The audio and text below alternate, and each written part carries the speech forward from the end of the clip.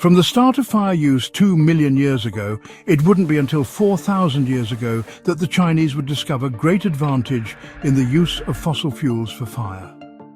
The northern tribes of China, in and around the Shaanxi region, had discovered coal rocks, probably surface coal from the same seams that are still mined today.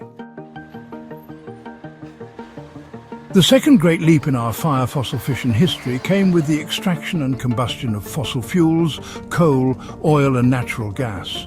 These were ancient stores of solar energy, compressed over millions of years into potent carbon-based power. It was coal, however, that was the easiest to discover, dig up and use. So exactly why did it take us 1.8 million years to move forward from fire and begin using coal? The answer is surprisingly obvious. Until 4,000 years ago, humans had absolutely no need, nor any drive to innovate. Fire is an easy and powerful source of energy, and it can do many things. Ancient tribes and villagers knew for a long time about coal, and that it could burn and burn hot. Yet it was just seen as a waste to burn such a precious and rare commodity. The people of those times had plentiful wood, an endless source of fuel for fire to warm and cook. While archaeologists have discovered the use of black coal from the Shenyang area of China around 4000 BC, it was actually only used to be carved into ornaments. So those early Chinese tribes from the Shaanxi region had become aware of coal, but more as just a special kind of black rock that was rare and good for carving. While the Shaanxi tribes would have discovered that coal was burnable, they may not have known just how burnable it was. Because coal was fashioned into gifts, bowls and ceremonial items, it was probably kept safe and away from fire, and probably remained in families for centuries. However, with the advent of metals came the first sparks of technology, which is to fashion and bend materials to our will and purpose.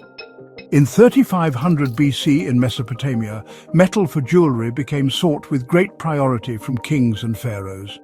At that time, the Chinese had been working metal for 500 years, using wood fires for copper and tin, yet they still had not connected the burning of coal with fashioning metal. But in around 3000 BC, it is known that the Chinese were burning coal and that small crude smelters had been used. Although the Chinese had been involved with coal firing of metal for several hundred years, they had not discovered the power of metal weapons. It was the Sumerians and Assyrians who first made metal weapons in 3300 BC.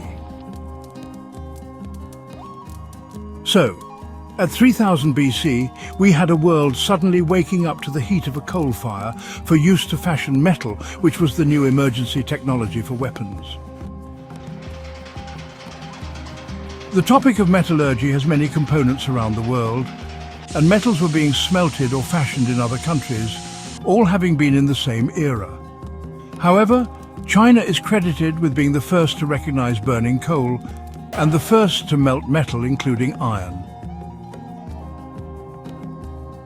In the early 1700s, the use of coal as a commercial energy source was well into discovery and development, marking the true beginning of fossil energy.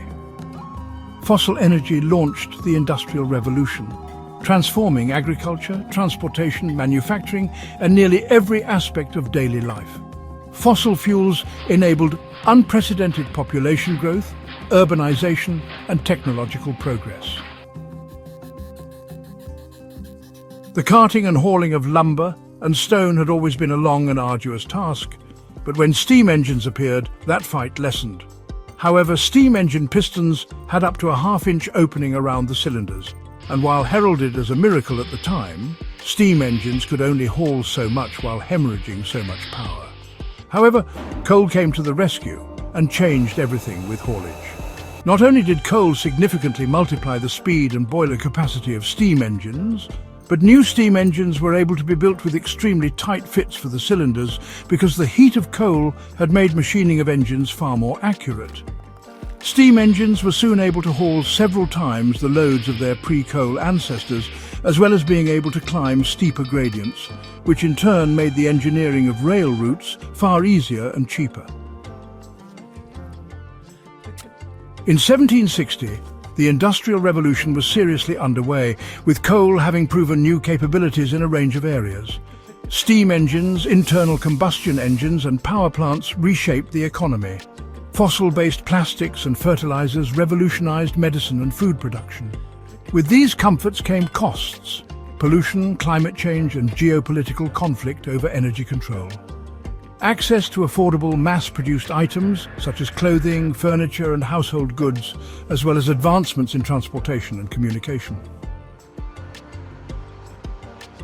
The fossil age shifted humans from agrarian survival to a civilization defined by comfort, control and dominance over nature.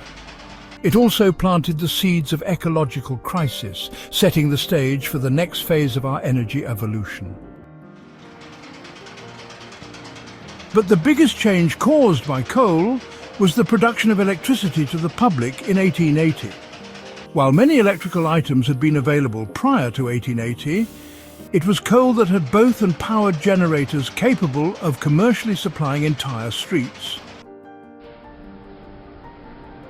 It was coal that powered our hyperjump into high technology, and coal that allowed the development of polymers and plastics that would supercharge our medical science. So, through plastic refrigeration and the hypodermic syringe, more diseases became treatable, injuries were treated more quickly, and fewer women died giving birth.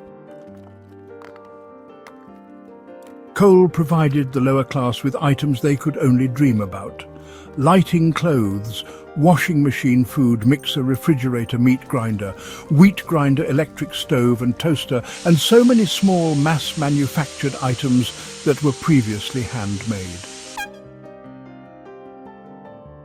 Suddenly, ships had a means of getting to ports quicker and new ports and with more perishable cargo.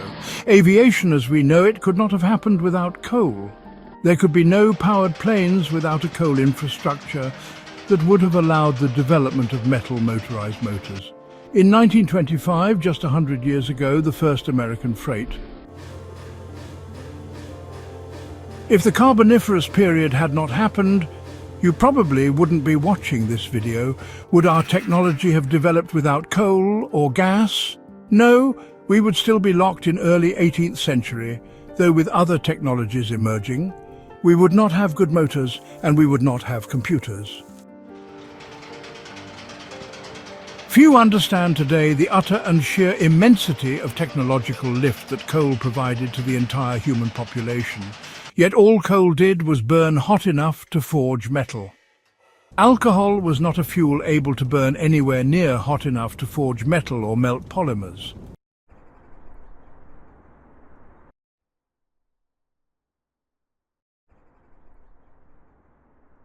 In our next video of this series, we look at the next phase of energy, which was fission.